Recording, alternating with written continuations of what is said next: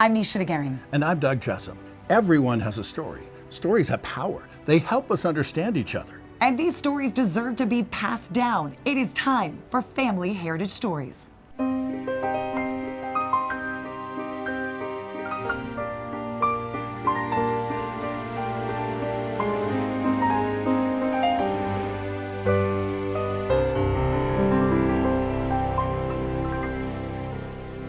Welcome to Family Heritage Stories, where we help people understand where they came from. Things like traditions, values, and culture. How are those stories passed down from generation to generation? Through words, through deeds, through stories. We all benefit from heroes among us. Now, they're going to say, it's just part of the job. But it's more than that. It's time for Hero Salute Stories.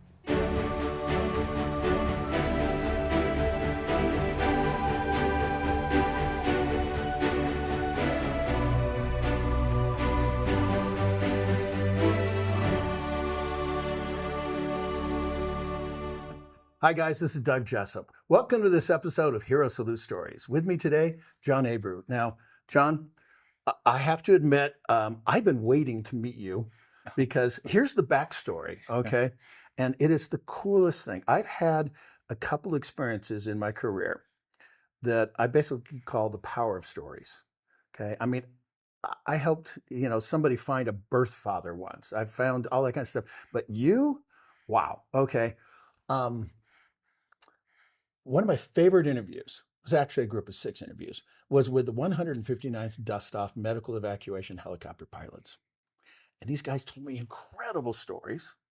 And then we put them online. And about a month later, gosh, somebody commented on one of these things. And so I called up Jim Beeson and said, hey, Jim, do you know this guy? Is this guy for real? And he's for real. And he's here. What's Dust Off? Well, the acronym Dust Off stands for Dedicated Unhesitating Service to Our Fighting Forces. Wow. The mission of Dust Off, very simply put, is to support those engaged in combat operations in hostile environments and provide them a way of evacuating their injured and wounded. What kind of helicopters did you fly? Well, for our job in Vietnam, of course, was UH-1s. Okay, otherwise known as? Hueys. Hueys. What kind of guns did you have on your ship? Well, we were under the medical command, which falls under the Geneva Convention, and we were not allowed to carry weapons. 0, okay? 0. About what year when you were in Vietnam? I got to Vietnam right at the end of May of 1970, Okay. right about the middle of that Cambodian operation. Oh boy. Yeah. Yeah, so you're in hot. Yeah, I flew most of the first several weeks. I flew missions into Cambodia because you're following the operation, and as people get wounded, that's where you're going to pick them up. So, what's something that people might not know about Dust Off? What's something they might not know about Dust Off was, I think, my opinion, that we have some of the best Americans this country's ever produced. Dust Off had a different slogan, if you will. Anyone, anywhere, anytime. Friend or foe, doesn't matter. Each one of these guys saved over 3,000 lives, did 1,000 missions. So, were you ever shot? Oh yeah. Tell me about that. We were out flying a night mission up near one of the fire support bases, but it was out in the middle of nowhere, and they had been in contact all day long, and they had the F4s out there working, trying to loosen things up. And we had a technique that we tried to avoid having to drop the jungle penetrator. If we could hover down into a hover hole and get to the point where we could at least hand hoist the patients up, that was a better solution than dropping that penetrator and being so vulnerable. Problem with that is, at night, you had to leave your light on. So we went in there. I think they had 6 guys wounded. My crew chief and medic, they were wearing what we call monkey straps, so they're connected to the aircraft, and they were hand hoisting the patients up, and a rocket hit the chin bowl. So, we said, well, time to go. And he pulled up out of there, and then as we're pulling out, I realized that something had hit me. We had just started wearing clear visors at night for protection, and I had a broken visor right over my eye. Oh my goodness. So a piece of the shrapnel had hit that and gone up into my eyebrow, but the medic said, "Hey, you're bleeding." And I looked down and my leg was all squishy and it was all bloody. And he said, "I'm going to bring you back." And I said, "No, I don't think so. I'm okay." And we got our bearings and we flew back in and got the patients off, and the guys got me off, and I went to the hospital. That's when I got wounded. I did a story with a current dust-off group that served in Afghanistan. It's really interesting. And I don't know if you guys used the motto then, but every single one of these medics there said, "I will only leave when I have all of your wounded." Exactly. And that's the way we all felt. Our sole purpose was to support those folks on the ground that needed us, whatever they were, ARVN, Rough Puff, whatever, civilians. I picked up several civilians and children. Children were the toughest because the Viet Cong had no mercy, and that was a difficult part. But it was the most rewarding job, and I've had some great jobs. It's the most rewarding thing I've ever done in my life, that year that I flew with those men and did that mission. Thank you. With another hero story and a John that you just might want to crack a brew with. Just saying. Okay, John Abreu. I'm Doug Jessup. Thank you for joining us for this special episode of Family Heritage Stories. If you would like to help us continue with this great and important programming, please visit herosalutestories.org.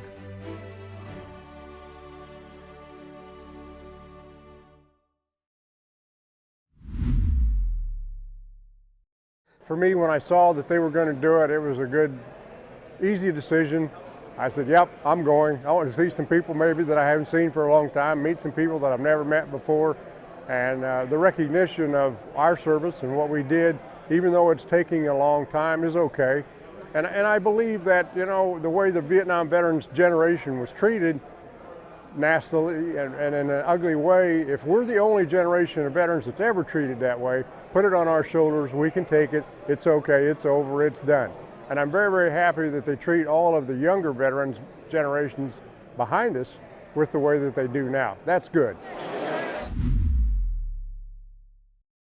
There's a special bond between grandparents and grandkids. Tell me a story about your grandma or grandpa.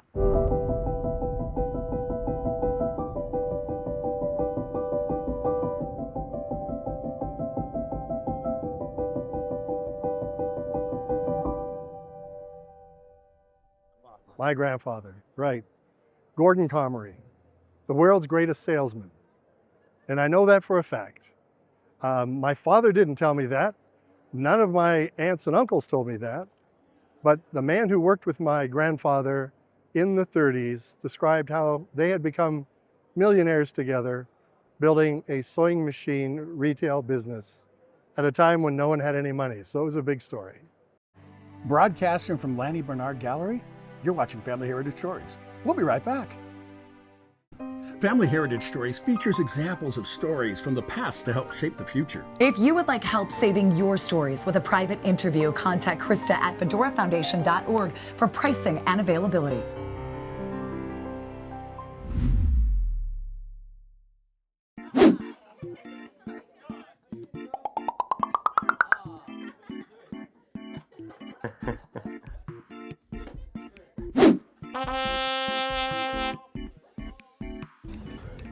Mary Baird, what do you call two octopus that look exactly alike? Identical.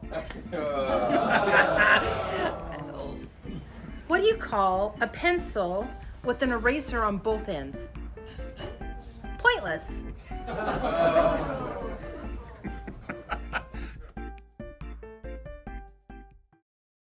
You're watching Family Heritage Stories. Everyone loves a great success story.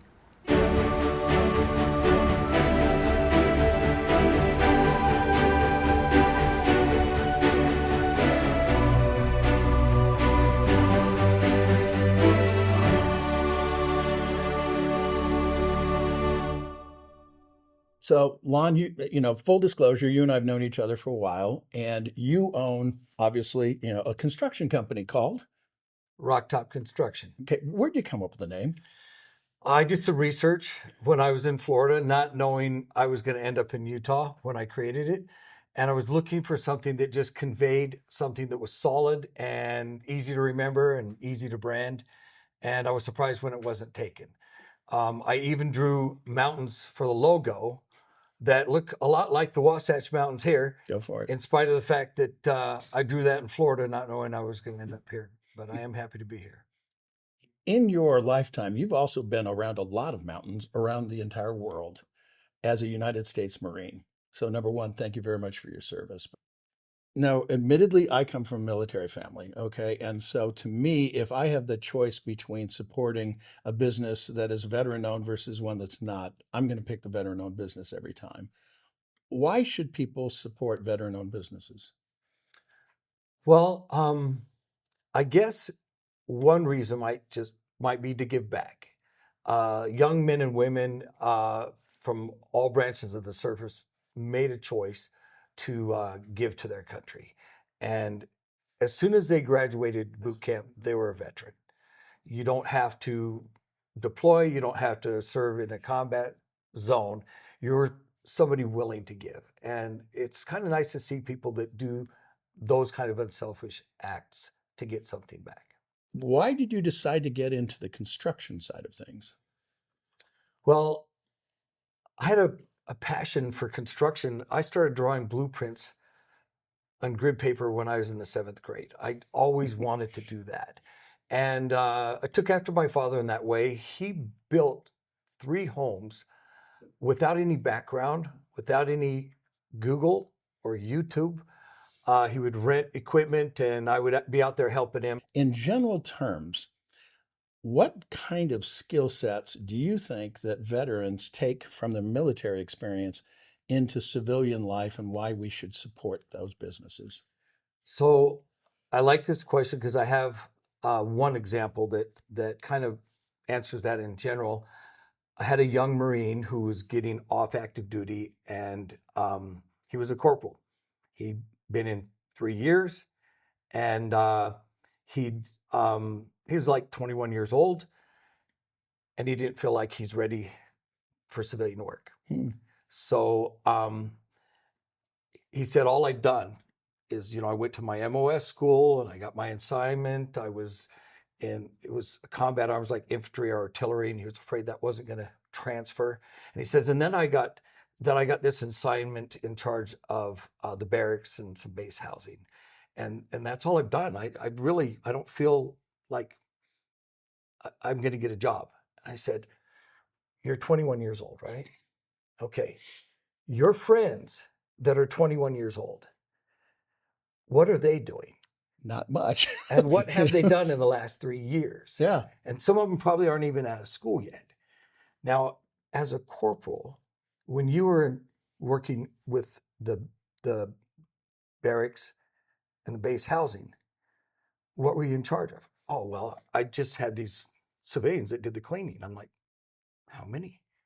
About 20. And what did they do? Well, they had to go, I had to have a schedule. I had to hire and fire, and I had to supervise, and I had to inspect. And I'm like, so at 21, you were responsible for 20 people. You had HR responsibilities, deciding who came and who went and what their schedules were, and you did quality control also. I mean, you actually have done a lot of things that your peers may never even do. You've had a lot of responsibilities, and you've had to make decisions on your own. You don't always have to ask the boss for everything. Just graduating boot camp was an accomplishment that only a certain percent actually succeed in. So really, you should be proud and feel accomplished. And I helped him write his resume, and he was about a foot taller when he left. That's awesome. So, Lon, we've had a lot of fun here. We've went in pretty much depth about talking about the Marines and how your veteran experience helps with the construction business. And so we want people to see the rest of the interview. So let's tell them, what's your website? Where are we going to be pointing people to? All right. Well, I wanted to brand something that's easy to remember. So it's rocktop.com. However, there is a hyphen. Okay. Don't forget the A hyphen. little dash between rock and top. It's not an underscore. Looks like a minus sign. rock-top.com. With another entry into veteran success stories and the owner of Rock Top Construction, Lon Von Bahr.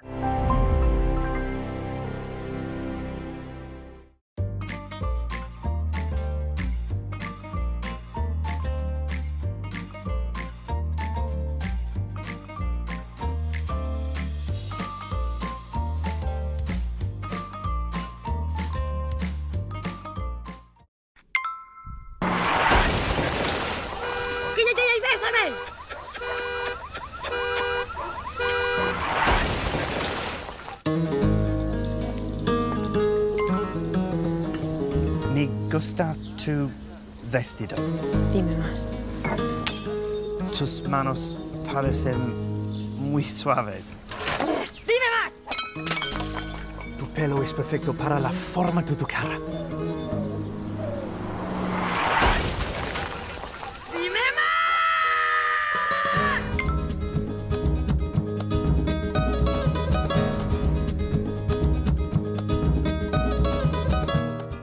A little later in the show, we find the story behind one of the treasures remembered here at Anthony's Fine Art and Antiques. Do your kids and grandkids know your stories? This is Doug Jessup. Part of the reason we do Family Heritage Stories is to give ideas and examples of how to share those stories. If you need help, we're here to help give you a private interview with either myself or Nisha DeGaring. For availability and pricing, contact Krista at fedorafoundation.org. Everybody comes from somewhere. What does heritage mean to you?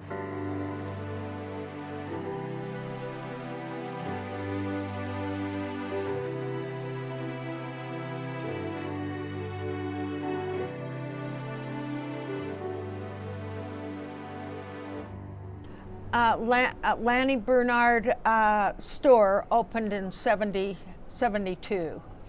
And my husband, and there were 10 men then, were the owners of Trolley Square. And we were the second store that opened in the square. And then the first store was the First Security Bank, and that was out in the parking lot. And we had a store, the Chalk Garden, on South Temple, and so we had to move it over to Trolley Square, and that was the beginning of our store. So you were one of the Trolley Square original merchants. Yes, we really were, and we started at Christmas time. And the store was so big we couldn't fill it, and we were really beside ourselves. So we went down to a Christmas tree lot and bought like 50 Christmas trees, all different sizes. And we put them in groups in the middle of the store, all through the store.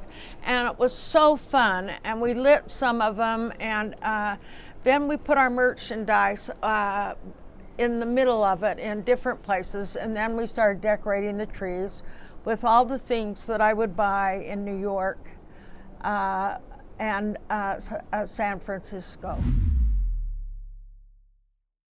You learn a lot about traditions, values, and culture when you travel. It's time for Vacation Locations.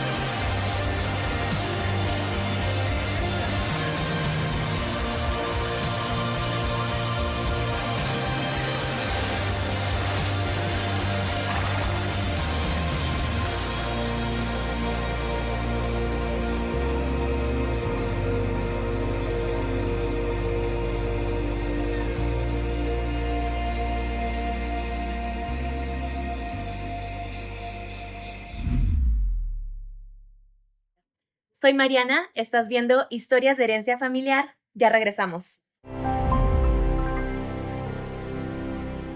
Objects with stories are treasures remembered. It's time now for a visit with Dr. Micah Christensen.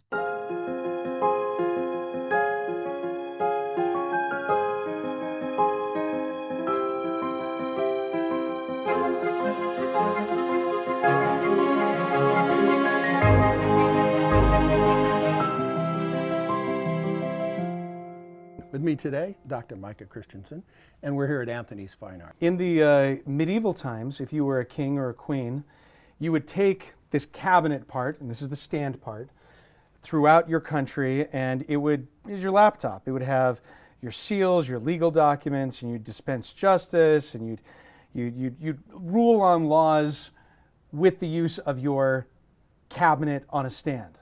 And then over time, that became a symbol of royalty itself. Just the piece of furniture did. This is an elaborate one that was made in Burgos, Spain. So if you're from Burgos, you are automatically bourgeoisie. The exterior wood is walnut that is intricately carved with religious symbols. On the bottom, we have the faces here are the authors of the four Gospels, Matthew, Mark, Luke, and John. Gotcha. And then on the top, we have a higher level of carving. You have Christ on the cross, surrounded by his disciples. And then you have the descent from the cross that would have been part of the Catholic ritual of the discussion of the Eucharist. This elaborate lock, you lift it up, and then you take these two locks off the edge, and you pull out these supports, and you lower it down, and wow, color. Here we have a man looking like a gardener standing in front of a woman who's on her knees. Now, in early translations of the Latin Vulgate Bible, when Christ was resurrected, Mary Magdalene thought he was the gardener when she saw him. So in these kinds of late medieval depictions, Christ was carrying the tools of a gardener. This blue is a beautiful, beautiful blue. What would that be? That is the richest pigment of all. That material is lapis lazuli. Oh, yeah. In Italian, they call it ultramarine, which literally means beyond the sea, because it came from Afghanistan. The green is a copper derivative. Okay. The white is lead, and there's outlining you see on all of the figures, and that's gold. Wow. This here is ivory that would have come from Africa in the 15th century by way of Portugal. So the person who owned this piece would have had the body or the case made by the best workers carving in Spanish walnut, doing Spanish ironwork in Toledo, which is another part of Spain, the plaques imported from Limoges, France, and then the ivory which was taken from Africa brought through Portugal. This would have been almost a ritual object to the family, a kind of altar. They would have used it for everyday business. Mm-hmm. This would have probably had leather on it, and you would have stood and done your work on it. Mm-hmm. And they would have kept important relics that were either acquired by the family or that were things like strands of hair, there were locks of hair that would have been taken from deceased members of the family. Okay, so you were saying this was made pre-Columbus. That's right. It's likely that we're only the third owners of this piece that's over 600 years old. What an incredible provenance. Well, you know, everyone has a story. Objects with a story are treasures remembered. Everyone has a story. Sometimes those stories are told through music.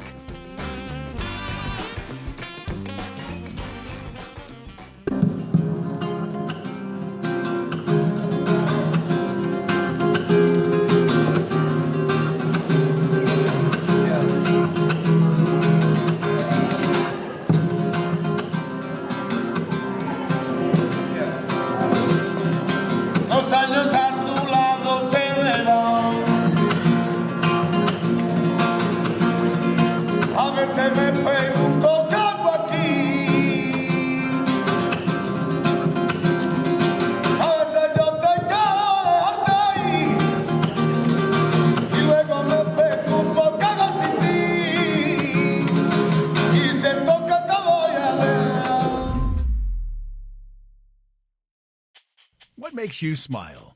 Spry Natural Xylitol mints make me smile. I think it might help you too.